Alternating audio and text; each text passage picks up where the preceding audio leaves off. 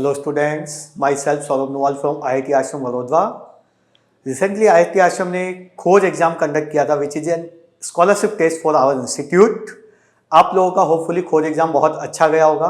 आज हम खोज एग्जाम के लिए जो फेज 2 आपने दिया था सेट 2 केमिस्ट्री के क्वेश्चंस डिस्कस करते हैं. चलिए स्टार्ट करते हैं विद द क्वेश्चन 1.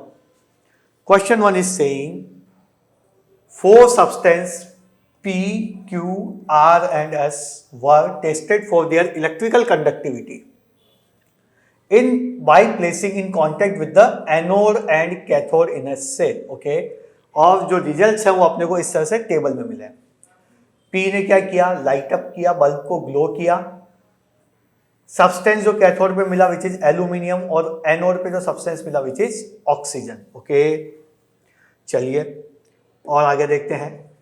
Q ने भी लाइट अप किया, कैथोड पे कोई सब्सटेंस नहीं मिला, एनोड पे कोई सब्सटेंस नहीं मिला. R लाइट अप किया ही नहीं, तो एनोड और कैथोड पे कुछ मिला ही नहीं. S ने लाइट अप किया, कैथोड पे हाइड्रोजन मिला एंड एनोड पे कार्बन डाइऑक्साइड मिली. ओके, चलिए अब अपन ऑप्शन का एनालिसिस करते हैं. सब्सटेंस Q में क्या हुआ, सब्सटेंस Q के बारे में बात कर रहे हैं हम. कौन से सब्सटेंस के बारे में बात कर रहे हैं? We are talking about the substance Q. कि भैया सब्सटेंस Q के क्या हुआ कि वहां पे अपने को बता रखा है कि बल्ब तो ग्लो अप हुआ, लेकिन एनोड और कैथोड पे अपने को कोई सब्सटेंस नहीं मिला. Q के बारे में अपने को बताना है. देखो इलेक्ट्रोलिसिस होता है, उसके अंदर कुछ सेटअप इस तरह से होता है. हमारे पास में एक तो एनोड होता है और एक कैथोड होता है, और इसके अंदर एक होता है इलेक्ट्रोलाइट. ठीक है, और ये एक बैटरी के सेल से कनेक्टेड होते हैं. जो पॉजिटिवली चार्ज वाला इलेक्ट्रोड है उसको हम एनोड बोलते हैं, और जो नेगेटिवली चार्ज वाला उसको कैथोड बोलते हैं. और साथ में एक होता है इलेक्ट्रोलाइट. और इलेक्ट्रोलाइट की एक क्वालिटी होनी चाहिए, एक प्रॉपर्टी होनी चाहिए, that should be the good conductor of electricity. ये हमारा बेसिक एक इलेक्ट्रोलिसिस का सेटअप होता है. ओके, अब ऑप्शन हम देखते हैं. फर्स्ट ऑप्शन ये बोला Q is non electrolyte. Possible ही नहीं है. अगर नॉन इलेक्ट्रोलाइट होगा तो ये बल्ब ग्लो करेगा ही नहीं. सपोज मैं यहां पे एक बल्ब कनेक्ट करके रखूं तो बल्ब कब ग्लो करेगा? जब इस सर्किट से इलेक्ट्रिसिटी फ्लो हो रही है. और अगर Q नॉन इलेक्ट्रोलाइट है तो इलेक्ट्रिसिटी ग्लो हो रही है, तो पॉसिबल ही नहीं है कि Q मेरा नॉन इलेक्ट्रोलाइट हो. सेकेंड ऑप्शन देखते हैं. Q is an element which remains unchanged when it conduct electricity. देखो इलेक्ट्रोलाइट से के थ्रू जब भी इलेक्ट्रिसिटी पास होती है तो क्या होगा? यहाँ पे इलेक्ट्रोलाइट के थ्रू जब भी इलेक्ट्रिसिटी पास होगी मेरी तो क्या होगा? यहाँ पे कोई ना कोई केमिकल चेंज होगा. यानी कि इलेक्ट्रोलाइट कोई एक ऐसा एलिमेंट है जिसके थ्रू इलेक्ट्रिसिटी कंडक्ट हो रही है. ओके, पॉसिबल है, लेकिन ये एलिमेंट इलेक्ट्रोलाइट का काम नहीं करेगा. इसका मतलब Q क्या है? एक कोई नॉर्मल एक कंडक्टर एलिमेंट है, वो इलेक्ट्रोलाइट वाली बात नहीं है. ओके, चलिए नेक्स्ट ऑप्शन देखते हैं. ये पॉसिबिलिटी हो सकती है. Q is an electrolyte that conducts electricity when it is in the molten state. Okay, देखो Q के अंदर क्या हुआ? सब्सटेंस के एनोड और कैथोड पे मुझे कुछ भी नहीं मिल रहा है. Q एक इलेक्ट्रोलाइट है जो कि अपनी मोल्टन स्टेट में इलेक्ट्रिसिटी को कंडक्ट कर रहा है. चलिए, हो सकती है ये भी एक possibility. And Q is a poor conductor of electricity. चलिए, ये भी पॉसिबल नहीं है. ओके, अब अपने को ऑप्शन बी और सी में से एक को अच्छे से चूज करना है. चलिए अब हम देखते हैं कि Q के और डिटेल के अंदर देखा जाए, Q के इलेक्ट्रोलाइट के अंदर, तो Q के और इलेक्ट्रोलाइट अपन डिटेल में देखते हैं, ढंग से देखा जाए Q के बारे में. तो Q क्या हो रहा है? कैथोड पे कुछ भी नहीं मिल रहा है अपने को, और एनोड पे भी कुछ नहीं मिल रहा है. सपोज Q अगर मेरा इलेक्ट्रोलाइट होता, मोल्टन स्टेट में अगर उसका इलेक्ट्रोलिसिस होता, तो एनोड और कैथोड पे मेरे को कुछ ना कुछ सब्सटेंस ऑब्टेन होते हैं. लेट्स से कि जैसे NaCl का लिक्विड सॉल्यूशन मैंने लिया एज ए इलेक्ट्रोलाइट, तो अब इसमें क्या होगा? Na प्लस आयन भी बनेगा और Cl माइनस आयन भी बनेगा. अब ये Na प्लस आयन कहाँ जाएगा? Na प्लस आयन का पॉजिटिव चार्ज है, तो वो कहाँ जाएगा? कैथोड की तरफ अट्रैक्ट होगा और कैथोड पर मुझे सोडियम मेटल मिलेगा. Cl माइनस कहाँ जाएगा? Cl माइनस मेरा एनोड पे जाएगा और वहाँ पे Cl2 गैस मिल जाएगी. लेकिन हमारी टेबल क्या कह रही है कि कैथोड और एनोड पे मुझे कोई सब्सटेंस कुछ भी नहीं मिल रहा है, यानी कि सिंपली क्यू कोई इलेक्ट्रोलाइट नहीं था। क्यू क्या था? नॉर्मल एक कंडक्टर है, इलेक्ट्रोलिसिस हुआ ही नहीं है, नॉर्मल एक कंडक्टर है। So the option B is the correct answer. C की पॉसिबिलिटी इसलिए खत्म कर दी हमने क्योंकि यहां पे अपने को एनोड और कैथोड पे कोई सब्सटेंस ऑब्टेन ही नहीं हुआ। अगर एनोड कैथोड पे अपने को कैथोड एनोड पे कोई सब्सटेंस मिल जाता तो क्यू इलेक्ट्रोलाइट होने का भी चांस था। सो इस क्वेश्चन के कॉन्टेक्स्ट में option B is the correct answer. चलिए नेक्स्ट क्वेश्चन देखते हैं अब। Okay, Anirudh took a glass tube and introduced one end into the dark zone of the candle flame with the help of pair of tongues. Okay, as shown in the figure, इस तरह के figure में दिखाया, इस तरह से उन्होंने क्या किया है कि डार्क जोन को उन्होंने क्या किया है, एक कैंडल फ्लेम को एक टंग की हेल्प से इधर तक लेके गया। ओके, अब ये पूछा है कि इस जगह पे एक बर्निंग मैच स्टिक लेके आए हैं, ये इस जगह पे यहाँ पे ये बर्निंग मैच स्टिक लेके आए हैं इस जगह पे, तो यहाँ पे वो क्या ऑब्जर्व करेंगे? चलिए ऑप्शंस देखते हैं। Flame is produce on the other end of the tube, नहीं, ये ऑप्शन पॉसिबल नहीं है। ओके, दूसरा, a blackish circle ring is formed on the other end of tube, yes, यहाँ पे ब्लैक कलर के स्पॉट्स फॉर्म होंगे। On the other end of the glass tube turns red hot and the match stick get extinguished, no, none of this possible ही नहीं है। Option B is the correct answer. यहां पे अपने को कुछ ब्लैक कलर के स्पॉट्स देखने को मिलेंगे ड्यू टू इनकम्प्लीट कंबशन। चलिए नेक्स्ट क्वेश्चन देखते हैं अब। A student performed various experiments to investigate the reactivity of 5 unknown metals P, Q, R, S and T. Okay, चलिए अब पहले अपने को ये टेबल दी हुई है, किस किस की रिएक्शन किसके साथ करवाई, इस टेबल की भी हेल्प लेनी है और साथ में डेटा दिया है इसकी भी हेल्प लेनी है। Metal P and R can react with dilute acids to produce hydrogen, यानी कि P is more reactive than H and R is also more reactive than H, क्योंकि वो H को तभी डिस्प्लेस कर पाएगा, हाइड्रोजन गैस तभी डिस्प्लेस होगी when जो मेटल है which is more reactive than hydrogen gas, while S cannot. So clearly S is less reactive than hydrogen. Okay, if the reaction occur only in the beaker 3, चलिए सिर्फ एक statement को, इसको table को, इसको देख के डायग्राम, सिर्फ यहां पे मेरा रिएक्शन हुआ है बीकर 3 में, then the correct order of reactivity is, अब अपने को करेक्ट ऑर्डर बताना है। इससे ध्यान से देखो, P प्लस R का कोई भी सॉल्ट है, वहां पे रिएक्शन हुआ है, यानी कि P का सॉल्ट मिला प्लस R वहां पे अपने को मिल गया, that means P is more reactive than R। अब इन सारे फैक्ट्स को हम अरेंज करते हैं। सो इसके बेसिस पे मैं बता सकता हूं P is more reactive than R, R is more reactive than H and H is more reactive than S। Okay, so ये चीज अपने को पता चली है, P R H S, यानी कि P R H S के बारे में पता चल गया। अभी भी अपने को T एंड P Q की रिएक्टिविटी के बारे में पता करना है।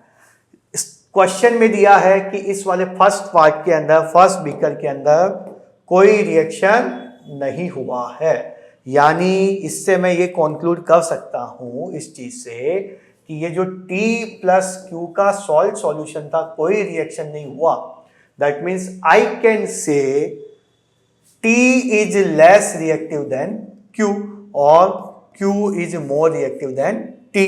ओके, इस वाली से बात करते हैं, यहां पे भी कोई रिएक्शन नहीं हुआ, यानी कि P प्लस T का कोई सॉल्ट है तो वहां पे नो रिएक्शन है,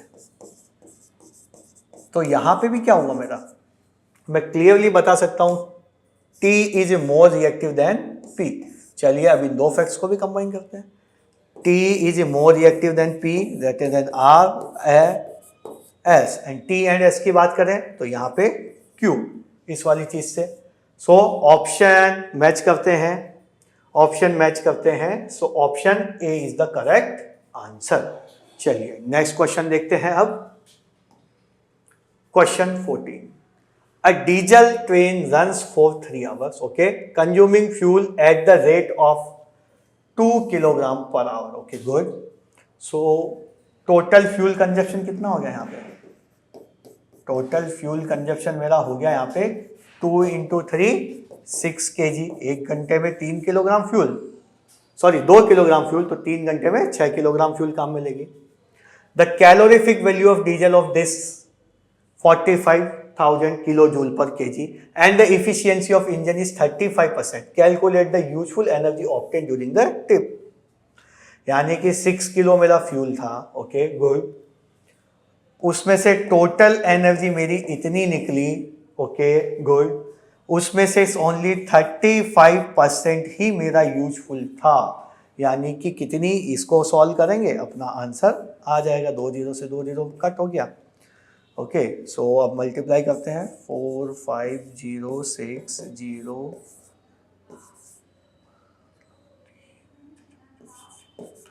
अब इसको मल्टीप्लाई करते हैं 35 से.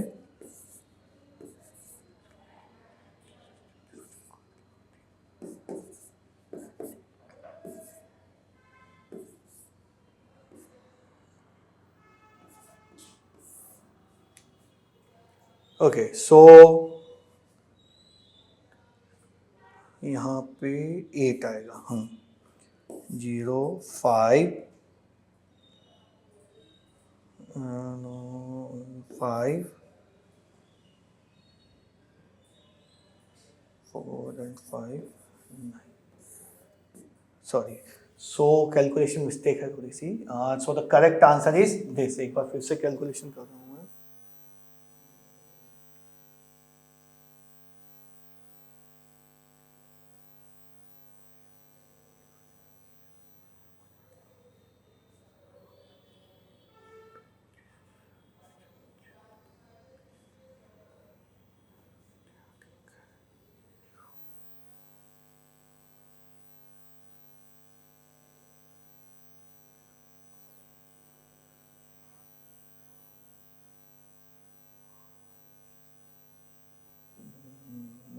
Six 15. So the correct answer is option C. चलिए नेक्स्ट क्वेश्चन देखते हैं. हाँ 14 को कैलकुलेशन. अच्छा, एडिटिंग में. हाँ हाँ हाँ हाँ, फिर से सॉल्व कर दूँ क्वेश्चन 14.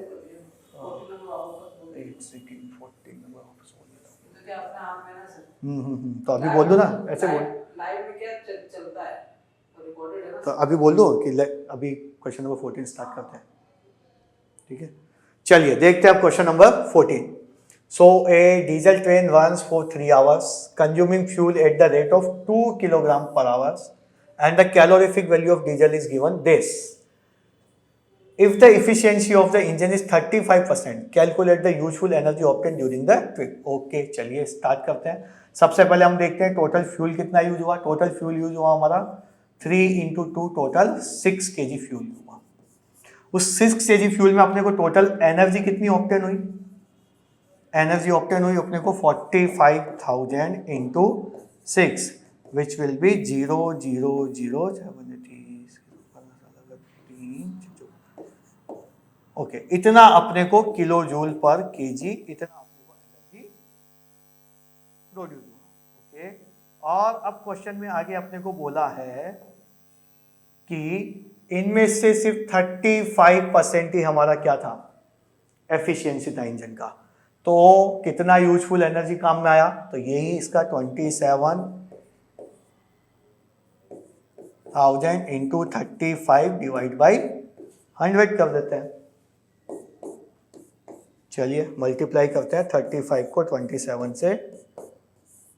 7 तो 3 7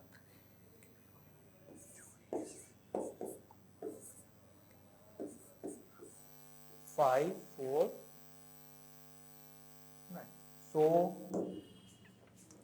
94500 किलो जूल, इतना एनर्जी हमारा क्या रहा, यूजफुल एनर्जी प्रोड्यूस हुआ. चलिए अब देखते हैं क्वेश्चन नंबर 15.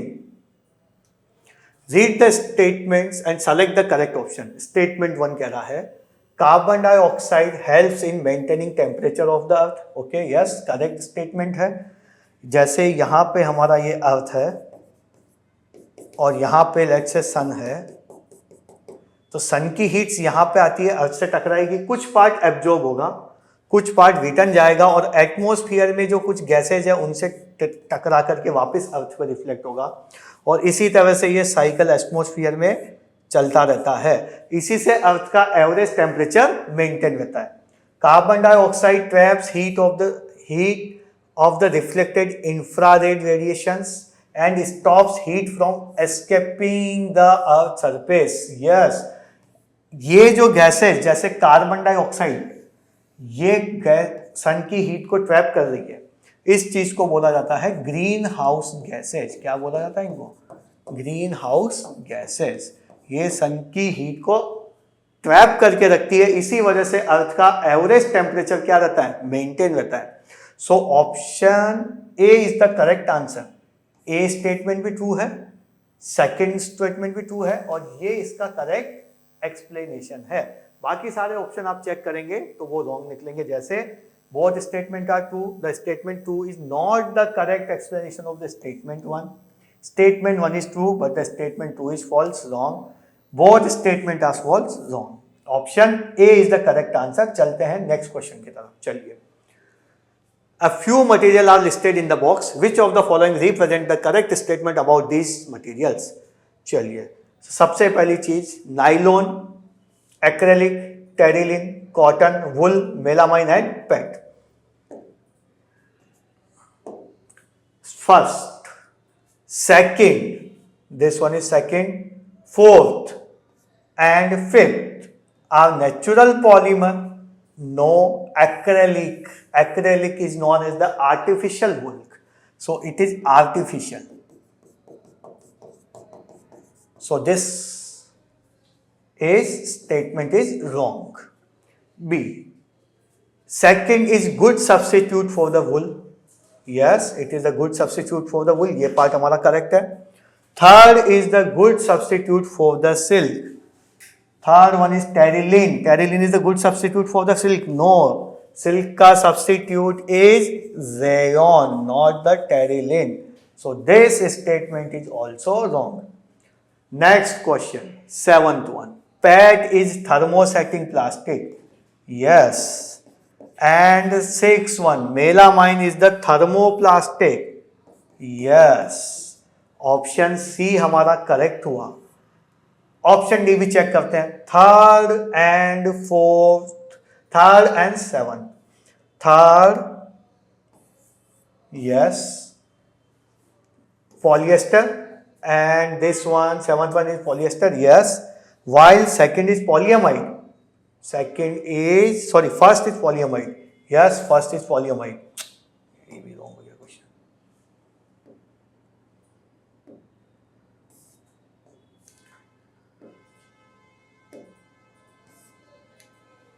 सर ये क्वेश्चन और ये रॉन्ग हुआ, कर दो करेक्ट अभी। कैसे करेंगे?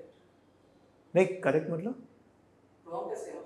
अरे रॉन्ग मतलब एक ऑप्शन सेवंथ वाला देखा ही नहीं था मैंने, उसमें सेवन जो फिफ्थ था ना, इसमें ठीक है ना, क्वेश्चन सही है।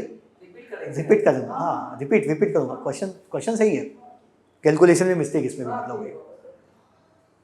चलिए अब देखते हैं हम क्वेश्चन नंबर 16 से। The few material are listed in the box, which of the following represent a correct statement about this materials. First देखते हैं हम, second, fourth and fifth are the natural polymer. Second कौन सा है? Acrylic. नहीं, acrylic तो क्या बोलते हैं हम? आर्टिफिशियल वुल बोलते हैं। रॉन्ग, ये statement wrong. Fourth cotton, fifth wool, yes ये दोनों है, लेकिन acrylic is not the natural polymer, so इस वजह से statement one is wrong. B देखते हैं, second is the good substitute for the wool, yes correct statement है। Third is good substitute for silk, third one is terylene. नहीं, terylene is not a good substitute for the wool, silk का जो good substitute होता है that is rayon. Next 7, this PET is thermosetting plastic, No, it is thermoplastic and the melamine is the thermoplastic. Fifth step, no, ये option हमारा wrong हुआ. Next हमारा बोला जा रहा है third, this third one Terilene and this seventh one PET are polyester. Yes, दोनों polyester है. While first is polyamide, nylon. Yes, nylon is made up of the amide molecules. Yes, so option D is the correct answer for this question. चलिए, let's move to the next question. When air is passed through red hot coke, a gaseous fuel is produced. The name of this gaseous fuel and its composition are respectively, so that water gas is formed. जब भी red hot Kock से हम क्या पास करते हैं, air pass करते हैं, तो वाटर गैस फिल होती है, सो दैट इज H2+CO. चलिए, next move to the next question. What is the lowest temperature at which the substance start burning? उस टेम्परेचर को हम बोलते हैं इग्निशन टेम्परेचर. ऐसा टेम्परेचर जिसपे सब्सटेंस का कंबशन होना स्टार्ट होता है, that is known as what? Ignition temperature. Let's move to the next question. Galvanization involve the coating of which metal over the steel और आयरन? आयरन को हम corrosion से प्रोटेक्ट करने के लिए उसके ऊपर एक लेयर लगा देते हैं. किसकी? जिंक मेटल की. ये जिंक मेटल ऑक्सीजन के साथ रिएक्ट करता है और बनाता है जिंक ऑक्साइड. अब ये जिंक ऑक्साइड आयरन के कोरोजन को प्रिवेंट करता है, so the correct answer is the zinc. चलिए, नेक्स्ट क्वेश्चन देखते हैं. Naphthalene balls are obtained from coal tar and used as. Naphthalene balls white colour की बॉल्स आप लोगों ने देखी होगी, जो वुलन्स में, ब्लैंकेट में, इसमें रखी जाती है. तो किसके काम आती है? That are the moth repellent. Moths को भगाने के काम में आती है. और किससे ऑब्टेन होती है? कोल टार से ऑब्टेन होती है. चलिए, तो होपफुली आपके डाउट्स क्लियर रहे होंगे. अगर आपको स्टिल कोई डाउट लगता है तो you can comment in the comment box. हम आपकी क्वेरी को रिजॉल्व करेंगे. Thank you.